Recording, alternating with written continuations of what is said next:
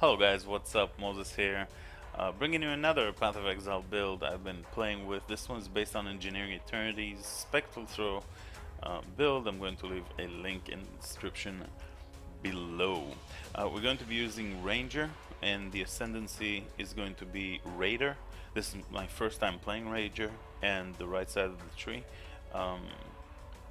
Reason we're choosing it because it provides very nice damage and use of frenzy charges with Way of the Poacher and Avatar of the Slaughter that gives us damage per frenzy charge and even more attack speed, movement speed, and +1 to maximum frenzy charges, as well as nice damage boosts from Avatar of the Veil and some chance to dodge spells and attacks with Quartz Infusion as defensive and offensive layers for the build. When it comes to the Spectral Throw, we're going to be using a couple of uniques here. First will be Rimsaur Gloves that combined with Winter Spirit and weapon cold damage will convert 50% of the physical damage to cold damage. This will allow us to scale our elemental weapon damage with attacks, as well as give us a nice freezing and slowing and chilling of everything around it, basically. So we won't, everything will be frozen, so it will be very hard for monsters to kill us. So it's very, very nice way of destroying everything around us. This is the first kind of like time I'm playing with this type of build, so it provides very, very nice gameplay. Everything just simply freezes around you. Super cool. Yeah, other uniques we're going to be using will be the Scourge. Scourge is a weapon that drops from the Chimera. For this, what it does is basically allow increases and reductions to minion damage to also affect us, and each one of these, the Scourge will have 70% increased minion damage if you've hit recently, so it's going to be 140% increased damage when we hit. So very, very nice and cheap weapon for this build. And yeah, when it comes to the links, we're going to be using Spectral Throw with Ice Bite, Added Cold, greater multiple projectiles, elemental weapon with attacks, damage on full life. Since we are using Valpact and Leech, we will be able to basically be on full life 24/7. So we're getting a big multiplier for the damage over here. Cold penetration and slower projectile will be swapped with greater multiple projectiles and added cold when we will be facing bosses. Yeah. For the rest of the links, we're going to be using an Immortal Call, cast when damage taken, increased duration, and some Ice Golem setup. For the other links, we're going to be using Whirling Blades, which is in fact amazing, linked with Blood Magic, faster attacks, and Fortify to give us the damage reduction bonus. For the rest of the links, we got Curse on Hit with Herald of Ice and Assassin's Mark to provide us a way to get power charges from cursed monsters. Herald of Ice, Assassin's Mark, and Curse on Hit. And for the rest, these don't have to be linked. Ancestral Protector, Hatred, and Frostbomb, these don't have any effect on each other, but they happen to be linked because the weapon is linked, but they don't have to be. Ancestral Protector gives us some little damage against single targets, but also you can use it in a static uh, type of combat. For example, harbingers or essence monsters or the beginning of breaches, to give you 20% more attack speed while totem is active. So that's the Ancestral Protector. Over here, Hatred Aura, to give us another damage multiplier. Physical to cold. Frost Bomb needs to be level 1, because increasing the level of Frost Bomb doesn't make any difference to the reason why we use it, which is minus 20 to cold resist to monsters. So some elemental resist penetration. And yeah, these are the links. Other things we're using here, well, you can use Belly of the Beast.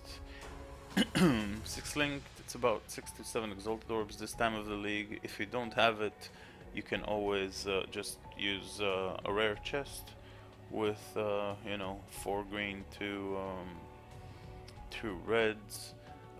When it comes to the, you know, the character, you want, you know, on the rest of the slots to have resist, to have intelligence and some accuracy to be able to attack and to actually hit with your Spectral Throw. My chance to hit with just one accuracy roll of 355 is 88%, and you want to have that around the 85 plus mark, so you'll be able to have more consistent, you know, hits and crits. Claws require intelligence 113, as well as some, you know, Assassin's Mark and Curse on Hit will require about 111 intelligence. This will require, well, 16 because we're not leveling it up. But yeah, so it does require intelligence, which will kind of force our hand to get intelligence on a couple of items here. Could become problem, but we do want to equip it. For cheaper solutions, you can always pick up some intelligence nodes until like over here, Thieves Craft, until and Wisdom of the Glade, until you get, you know, better gear with intelligence on them. For the Helm enchant, again, not something you have to have, but something you can, you know, work towards. Increase Spectral Throw damage, life and resist, some cold damage, some weapon elemental damage with attacks is on the gear as well. Some weapon elemental damage with the belt, some life, some resist. Yeah. Resist, I mean, we're going to be using, when it comes to flasks, we're going to be using Taste of Hate, Wise Oak, and Dying Sun. So we're going to get a lot of resistances from these flasks. So you don't have to worry about having too much of high resistances, because we are going to get like 35, 50, and 50. 35 all res and then 50 and 50, and plus, you know, 6 to max cold res, 6 to max fire res on the ruby and the sapphire flask. We are using these, of course, because of the additional damage they provide and the additional projectiles for Dying Sun. When it comes to the rest of the flasks, we're going to be using Onslaught with the Silver Flask because it's very, very good. Chemist prefix to allow us to have 2 uses instead of just 1. And here I choose to use Dowsing or Curing to remove some negative effects of poison or burning. Yeah, for the life As always, the seeding, we're gonna need an instant staunching flask. Corrupted blood is a thing, and if you don't have the proper defense, it will kind of like melt your character's HP and kill you. And yeah, the Wise Oak, always make sure that we have our maximum uncapped resists to 88 at this point, but it always has to be the highest resist.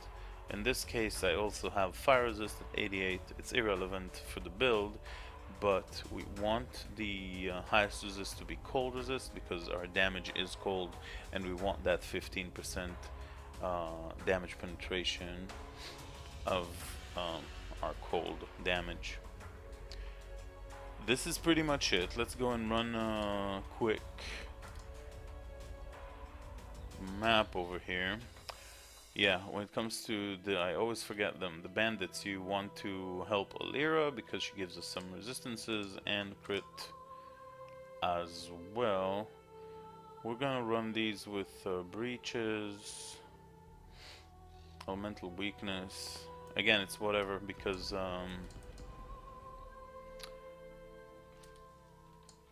even though it's 54, effectively, you know, these are going to be our resistances, so we're doing just fine. When it comes to resistances, I like to, you know, prevent those situations where I always want to have the max resistances, of course, but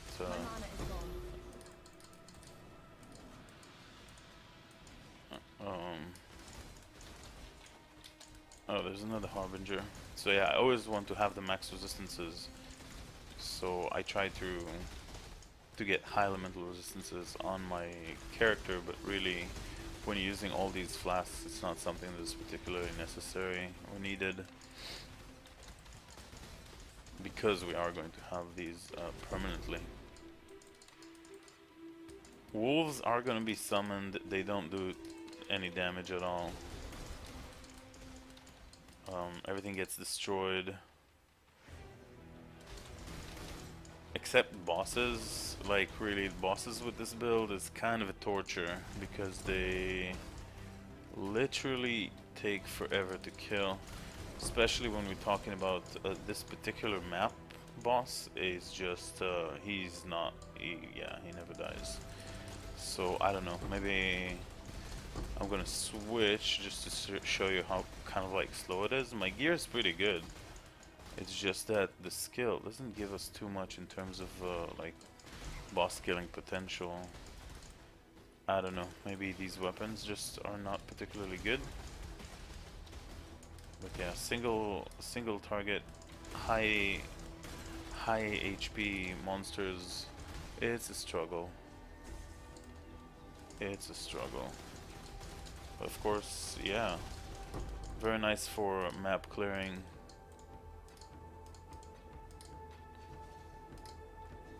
And yeah, trash. Very nice build. I actually enjoy it quite a bit. I leveled up this character in like no time to level 95. You know, so it was quite awesome leveling it up. I played it for a few days and kind of like went ahead and already started a new character because at this point in the league I kind of like gathered a lot of currency and I wanted to be able to try new builds, like builds I never played, to get some ideas for next league that starts in about a month or so. So that's what I've been doing. Oh yeah, one more word about pantheons.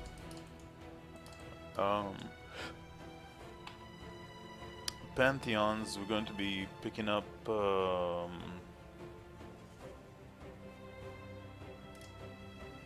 yeah, Soul of Yogul. Right now I have this one for some reason, but Soul of Yogul will reduce reflect damage taken. Very important because we're using an elemental. I have the wrong one, kind of funny, but yeah, we're using elemental damage, and reflect monsters can, in fact, kill us. So we do not want to die. So we're gonna be using that. Oh no, I didn't mean to. Okay, let's do it. I didn't even see Alrion there. I wish you didn't have to do that. You know, it's like, yeah, when your masters are level 8, I mean, there's really no reason for more uniques. So yeah, when your masters reach level 8, it's really kind of annoying that they still spawn. And at this point in the league, all my masters are level 8. And you know, you always kind of have like these caves, like with Haku has his little, you know, entrance and cave, and sometimes what's his name? I forget. Has his own cave. Every one of them has their own cave, and you gotta go there, and it's kind of like blocks. So if you have breaches and whatever, you know what I mean? It's just a nuisance. They should like make it so they don't spawn anymore once they're level 8. Vegan, yeah, that's his name. And I mean, why is this taking so long? Oh, yeah, okay. We might return this land. See, so he's like level 8. This was completely like pointless. Waves coming in super slow.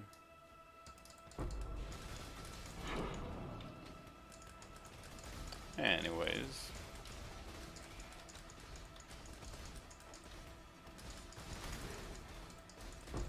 As you can see, pretty fun build until you reach the boss.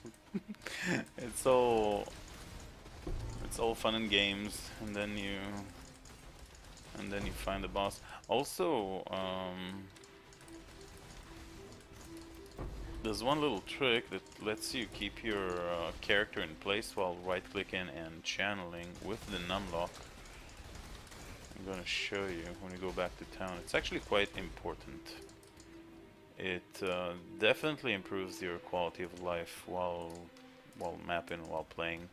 Basically any build, you know? So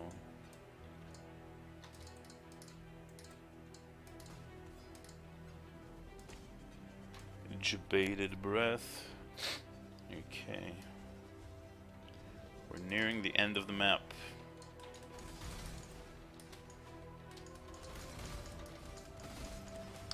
I've been farming this map actually quite a lot. My atlas is now shaped to drop it.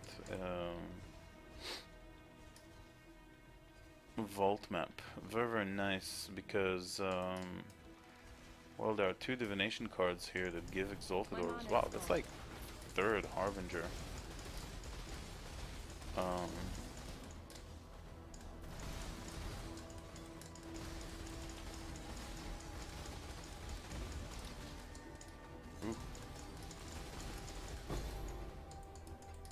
So yeah, I got 2 exalted orb cards, divination cards here on this map. Want to be able to take advantage of those.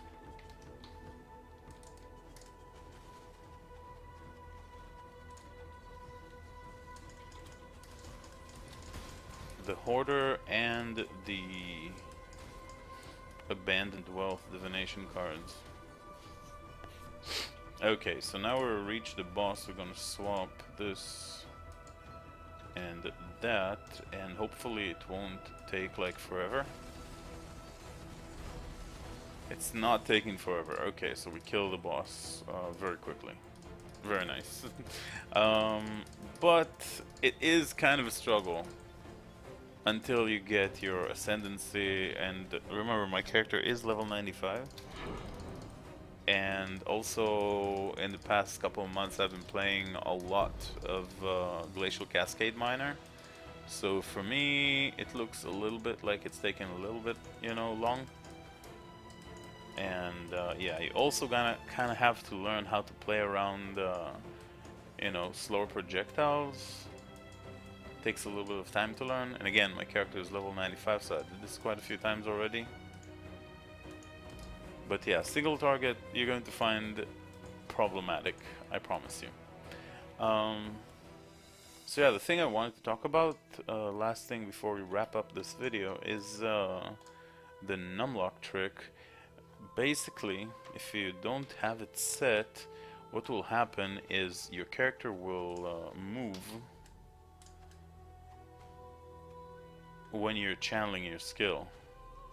See, when I'm running out of mana, my character moves, and this could be a bit annoying, because in order to keep the character from moving, what we'll be using is shift right click, right? You guys probably are shift right clicking all the time so the character won't move.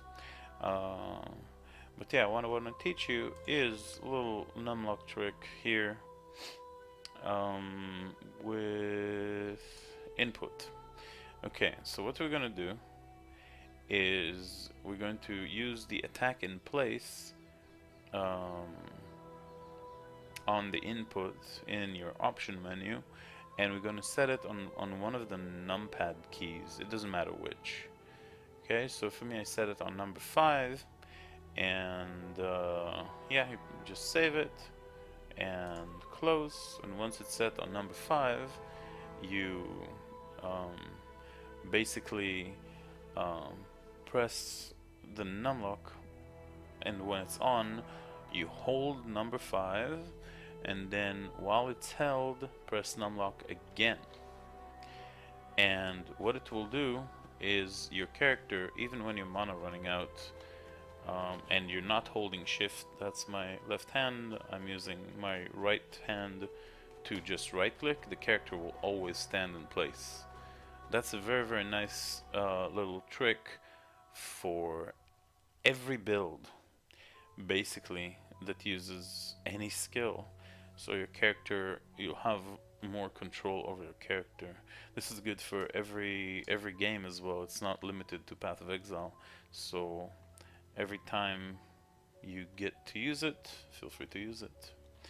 So yeah, I hope you guys enjoyed it. That was the build. Thank you very, very much for watching. I strongly recommend you give it a shot. You don't have to go ham with super expensive items like I kind of did. I mean, the Helm enchant, and you know, some of those jewels and some other gears that I have here cost quite a bit, and I just kind of like went and spewed some currency on this character. But yeah, you don't have to. You can make a very, very budget friendly build for this character, and you know, like work your way upwards. And yeah, when it comes to jewels I haven't shown, I always like to show. So we got global crit multi, or crit multi with cold skills.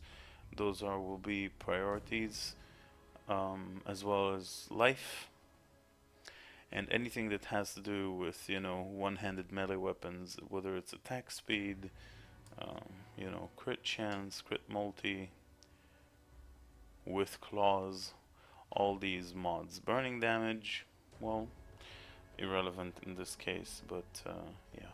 That is the build. I hope you enjoyed. Thank you again very much for watching, and have a great rest of the day. Bye bye.